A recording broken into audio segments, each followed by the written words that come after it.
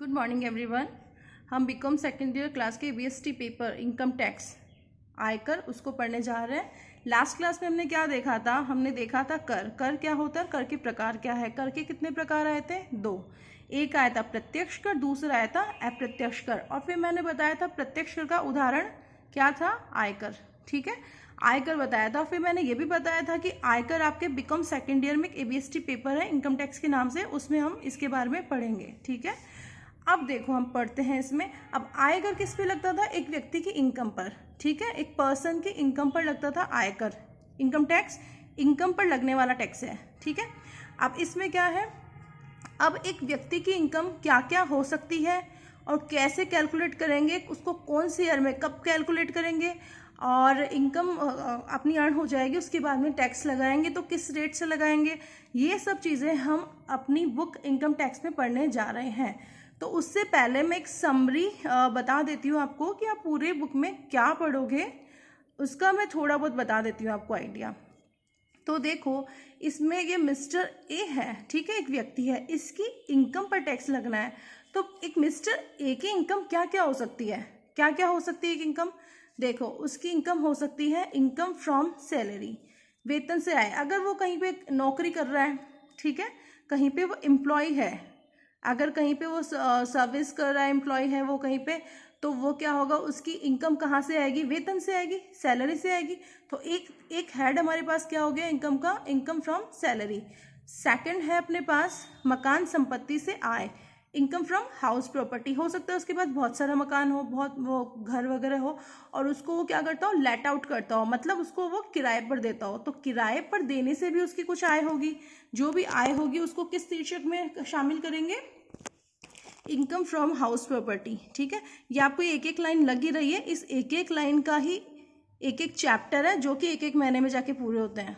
ठीक है, तो ये सिर्फ एक लाइन लिखी है, इस चैप्टर में बहुत कुछ है, वो हम पूरा चैप्टर कवर करेंगे। ये मैंने एक लाइन लिखी है, इस चैप्टर में भी काफ़ी चीज़ें हैं। मकान संपत्ति से आय के क्या क्या तरीके होते हैं, कैसे कैसे मिलती है, इसमें डिडक्शंस क्या क्या मिलती है, वो सब हम पढ़ेंगे।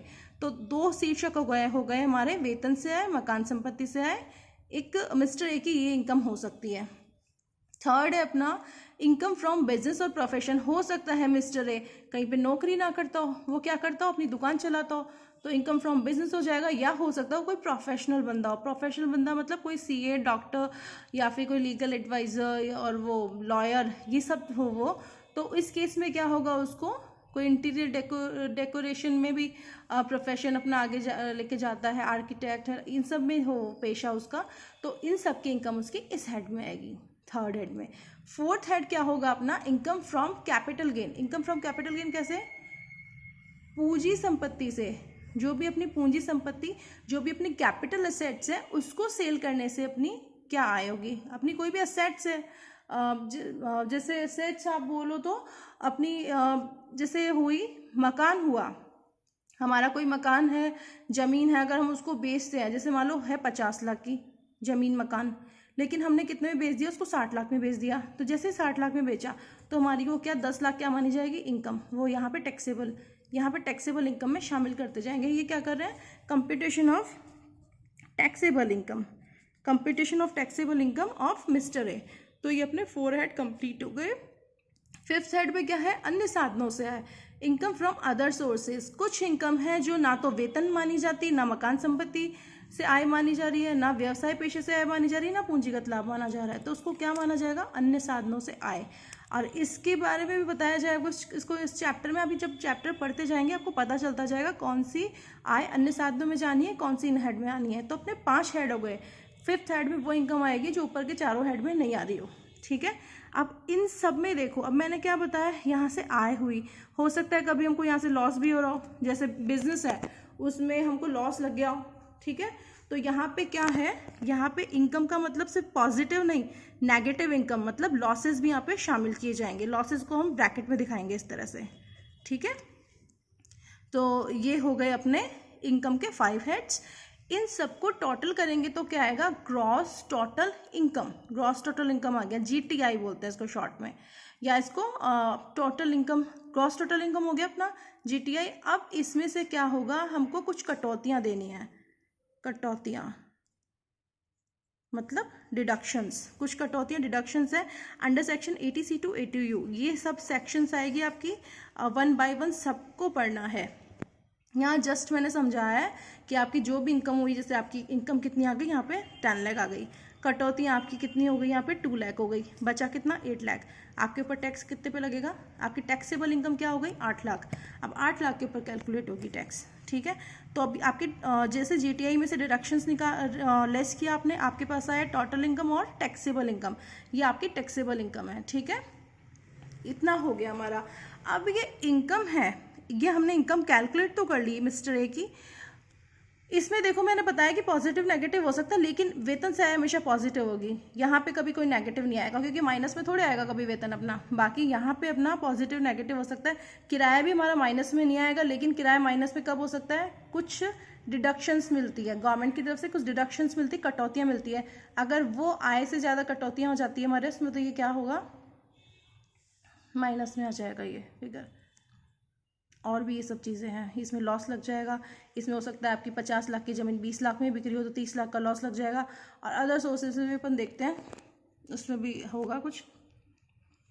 और ये सब अपना हो गया है टोटल इनकम। अब देखो ये मिस्टर ए है, इसकी इनकम कब अर्न होगी, इसकी इनकम अर्न होगी जैसे ये हम मान के चलें, अपना जो बुक में है, अपना प्रीवियस ईयर बुक में क्या है, 1 अप्रैल 19 से 31 मार्च 20 दिया हुआ है, ठीक है। हमारे ये वाला प्रीवियस ईयर लागू होगा।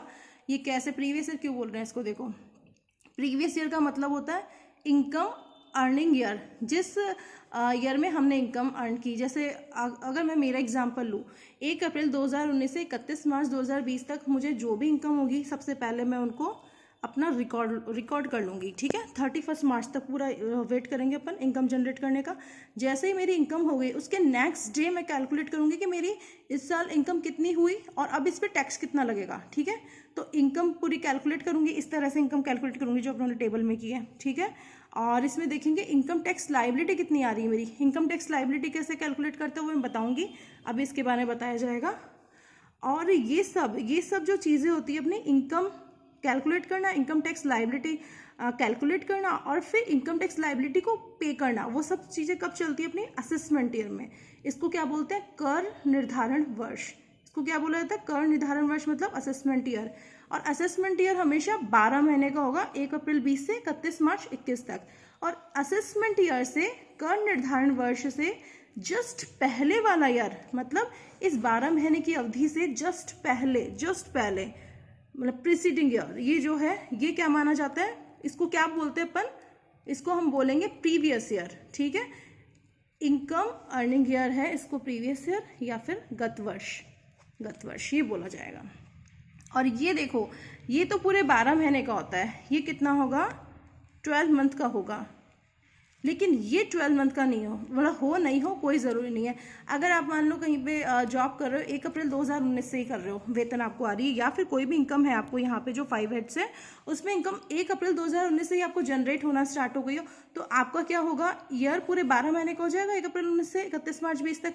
हो सकता है आपको स्टार्टिंग ईयर के स्टार्टिंग मंथ्स में कोई इनकम नहीं हो, 1 दिसंबर 2019 से आपने इनकम आपकी चालू हुई हो आना, और तो इस केस में क्या होगा अपना 1 दिसंबर 2019 या फिर हो सकता है 15 दिसंबर 2019 हो, जो भी डेट्स हैं, तो वहीं से हम क्या करेंगे, इनकम कैलकुलेट करेंगे।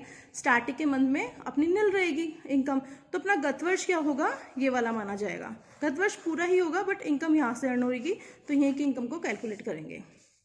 अब देखो ये आ गया प्रीवियस ईयर समझ में, आपको ये आ गया इनकम कैलकुलेट करना, कौन सा, टैक्सेबल इनकम। टैक्सेबल इनकम होता है जीटीआई माइनस डिडक्शन, क्या आएगा, टैक्सेबल या टोटल इनकम।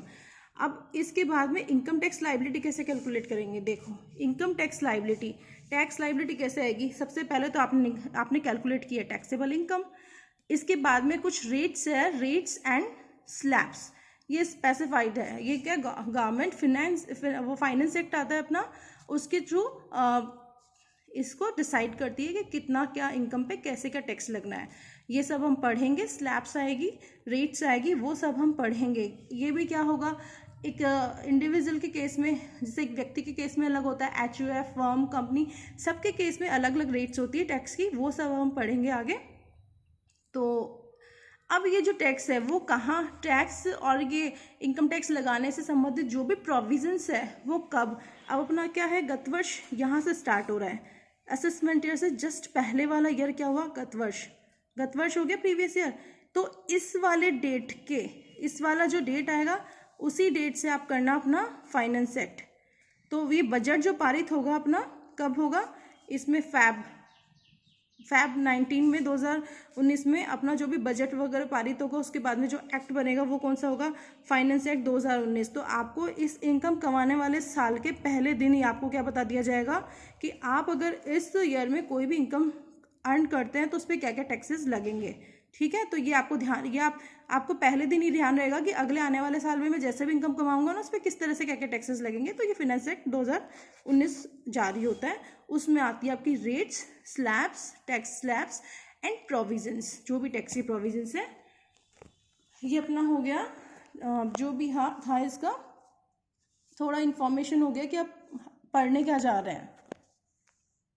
आप इसको नोट कर सकते हैं नोट्स में। यहाँ पे मैंने लिखा हुआ है computation of taxable income of mister A, एक व्यक्ति की है, फॉर द असेसमेंट ईयर। क्या आएगा, आपको क्या लिखना है यहाँ पे, फॉर द असेसमेंट ईयर। या आप जब आप क्वेश्चंस करेंगे तो आप इतने ज़्यादा हैबिचुअल हो जाएंगे इसके लिखने के, तो आपको ध्यान रहेगा। बस एक बार अभी देख लो, फॉर द असेसमेंट ईयर 2021। ठीक है, और इस केस में प्रीवियस ईयर क्या होगा इसका, 19-20। ठीक है, अब हम नेक्स्ट चैप्टर्स में person, previous year, assessment year, person, इन सब की टोटल इनकम और ये जीटीआई डिडक्शंस क्या है, और ये जो एक एक लाइन है इनके पूरे एक एक चैप्टर है, डिडक्शन का पूरा चैप्टर है, इन सबको आगे आने वाले चैप्टर्स में हम पढ़ेंगे 1 by 1।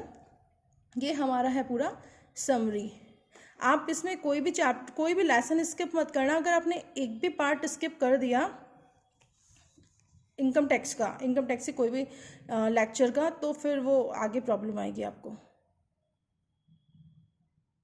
आप ये नोट्स नोट कर सकते हैं वीडियो पॉज करके।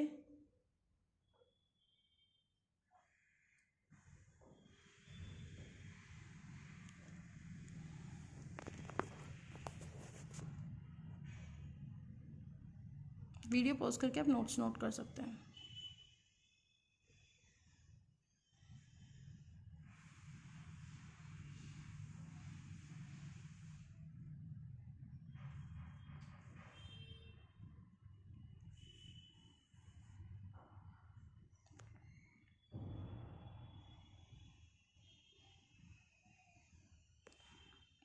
Thank you.